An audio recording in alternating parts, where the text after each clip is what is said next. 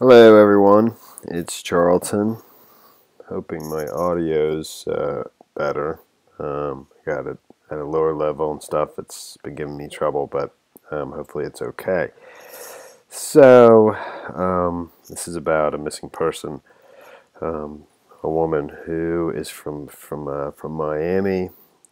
Carla Stefaniak is her name, and there's many different social media pictures and videos of her from herself. She had a large social media presence, just because she was sort of seemed to have a very outgoing kind of love of life personality. She was visiting Costa Rica for a week with her sister-in-law. Here's that's actually her last post on her Instagram account from about a week ago. But there's other photos of her on her phone to other family members. So she went to Costa Rica for a week-long trip with her sister-in-law. Her sister-in-law returned on Tuesday of this last week, and she herself was going to be returning the very next day. So she drives her sister-in-law to the airport Tuesday, and then actually returns the rental car I think they used for the entire week during their trip in Costa Rica, which is in Central America. There it is there, and actually her last stay was at San Jose. I think the majority of her visit was there, but after dropping her sister-in-law off at the airport, she returned the rental car and took an Uber to an Airbnb that she'd be using for her final night there, and then she was supposed to return the next day, Wednesday, on a 1 o'clock flight, 1 p.m. flight, back to Miami, or north of Miami, I believe is where she's from. Like I said, there's various videos of her that she took of herself and her sister-in-law during her trip there. It was to celebrate her own birthday. In fact, I think her birthday was that final night that she was there. The Tuesday evening or Wednesday was her birthday, to the best of my knowledge, and that's sort of when her family started to get worried, because they texted her or posted that to her social media accounts midnight, Tuesday night, Wednesday being her birthday, to wish her a happy birthday, and she didn't get back to any of them, and that was very unusual for her, for somebody who was very, very active on social media. I think the sister-in-law became concerned, especially the next day when another friend she had spoken to said the same thing, that she didn't get any reply on her happy birthday wishes. So let me just stop real quick just so you get a look at her in the videos, and also over at this is just her own YouTube channel that she created not long ago. To the best of my knowledge, it's just this one video, but I'm not positive that it is. And it's just her because she was an insurance agent, and it's a promotional video. She's a salesperson, insurance agent that does all types of insurance, and it goes. It's pretty well produced on her own. Somebody's filming it for her, back in July of this year, just this summer, telling you about all the services she offers as an insurance agent. So let me show you some of that video and then come back to just telling her story. Her brother has already gotten on a plane and gone to Costa Rica himself, and he's there right now, and he says he's not coming back until he finds his sister. And he's obviously, the family fears the worst, and he doesn't mince words. He says the worst is that she's dead, or that or the second worst is that she's been kidnapped and she's been taken off and become part of a human trafficking ring, and is in one of the surrounding countries in Central America, whether it's Honduras, Guatemala, whatever. So let me just show you some of the videos of her and then continue.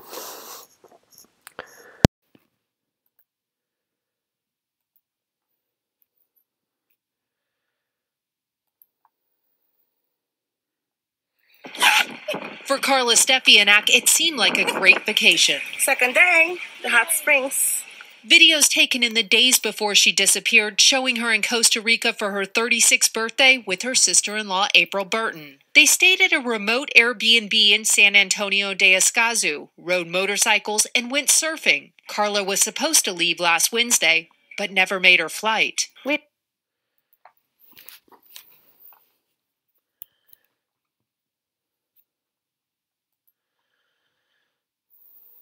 PDNS are 22, which is the most common insurance looked for out there. PAP and PD is just what the state requires. I can help you with that. Have you gotten a DUI? Is your license suspended because of insurance? Comidas, I can help you with that. I can put you back on the road and you'll be able to go to work, go to the beach, do everything that you need to do so that you can get your license back. How about tax services? Like as we mentioned before, we have licensed professionals that can assist you.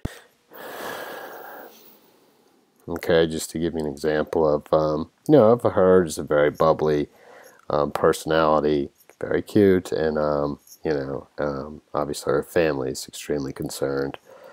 So, but just in a very outgoing personality. In fact, her brother even mentions in one of the articles that, that she's, this very well is part of the problem, is that she's probably just too trusting and has this very outgoing, happy-go-lucky personality. And he's obviously terribly concerned, very concerned. So this is the last post on her Instagram account, and basically saying she'll miss this. I'm going to miss this place, and this is one of the at the resort where she was staying, or something of that nature. But the State Department is aware of the situation, has provided a statement. Marco Rubio's office, or somebody from Marco Rubio's office, has contacted the embassy in Costa Rica, and it's being investigated there. So one of the things that doesn't seem to make sense, and actually that right here, this is the last picture. I believe this was sent, from her phone to her brother or her sister-in-law. This is the Airbnb where she was staying the final night she was there. So I guess just showing where she'd be staying. For some reason that odd. I mean, that's literally from Carla Stefaniak. That's her photo. It's a strange picture to me, but so one of the thing that's odd is they've spoken to the Airbnb where she stayed, or the people who provided the room, as well as the Uber driver who allegedly picked her up, to drive her to the airport the next day. And according to the Airbnb people where she stayed her final night, she left early the next morning at 5 a.m. But in this, and I think that's according to the Uber driver that picked her up. But her flight wasn't until 1 p.m. Wednesday, so it was just well in advance, hours in advance of her flight, where I believe where she was staying at San Jose was only a half hour to an hour from the airport. So that's, and on multiple reports, it's just saying that doesn't make sense to the family, Stefania, she reportedly last communicated to the family at 8 p.m. And I don't know if that's from that photo, of the room, or if she actually spoke with the sister-in-law. I think it was with the sister-in-law that she had last communication with, and then the sister-in-law texted her a happy birthday, or posted a happy birthday message to her Facebook page or something like that, and there was no return to the message. So, excuse me, and I'm just kind of catching up on this story. Stefaniak reportedly last communicated with relatives on Tuesday night when she texted them that the electricity in her Airbnb rental was being spotty. So I think there was a thunderstorm, and the electricity was going in and out. Burton had been with Stefaniak in Costa Rica for her birthday celebration, but had to return to the United States a day earlier. Family spokesperson Katie Gardner said Stefaniak gave Burton a ride to the San Jose airport on November 22nd with a rental car and returned the vehicle. She then used an Uber to stay in an Airbnb about a half hour from the airport. Stefaniak texted Burton throughout the day with updates on her trip, which continued when she returned to the Airbnb. The last text message Burton got from Stefaniak was around 8 p.m. At midnight Eastern Time, Burton texted Stefaniak to wish her a happy birthday, but did not receive a response. Gardner said the next day Burton got a call from a friend who said Stefaniak had not responded to any happy birthday messages happy birthday texts or messages. Alarmed, they discovered Stefaniak had never boarded her flight home. And the family has talked with the Uber driver from the previous day who was scheduled to give Stefaniak a ride to the airport on November 28th. What that person said is consistent with the information from the Airbnb owners and security guards. Stefaniak left the Airbnb around 5 a.m. with her luggage and got into an unknown vehicle. Stefaniak's brother is now in Costa Rica and is working with the police in an effort to locate his sister. The Uber driver arrived around 8 a.m. to pick up Stefaniak but could not find her. Gardner said, however, her family says the story does not make sense since her flight was not until that afternoon and the airport was only 30 minutes away. And since she had already used that Uber driver the day before, why would she have called a different Uber driver? I'm a little confused by that, but I think there's two Uber drivers we're talking about here. The one at 5 a.m. and the one that showed up at 8 a.m. And the one at 8 a.m. I believe is the same Uber driver from the previous day that she took back from the airport after dropping off her sister-in-law to the airport. If I got that right. There's a lot of information, so if I'm messing this up, just forgive me. I think I got that. Let me go back to another one that actually stated that same thing. So, Carla's sister-in-law, April Burton, said she last heard from Carla around 8 p.m. on Tuesday. She said it was raining and the electricity had gone out. The last message she received from her was, "It's pretty sketchy here." These are some of her final pictures, too, before she went missing. Words cannot express how shocking and devastating this is to her family and her friends. If anyone can help us with this situation, it would be highly appreciated, Burton wrote on Facebook. The family told CBS in Miami that they have spoken to the owners of the Airbnb in Escazú, where she was spending her last night in San Jose to catch her flight the following day. The Uber driver she traveled with and the Uber driver she traveled with. They believe Carla got into an unknown car and left the area where she was staying early Wednesday morning.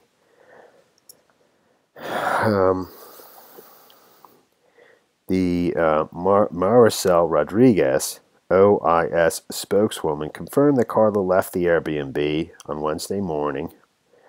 She left with all her luggage, presumably bound for the airport. That was her last known movement. From what is known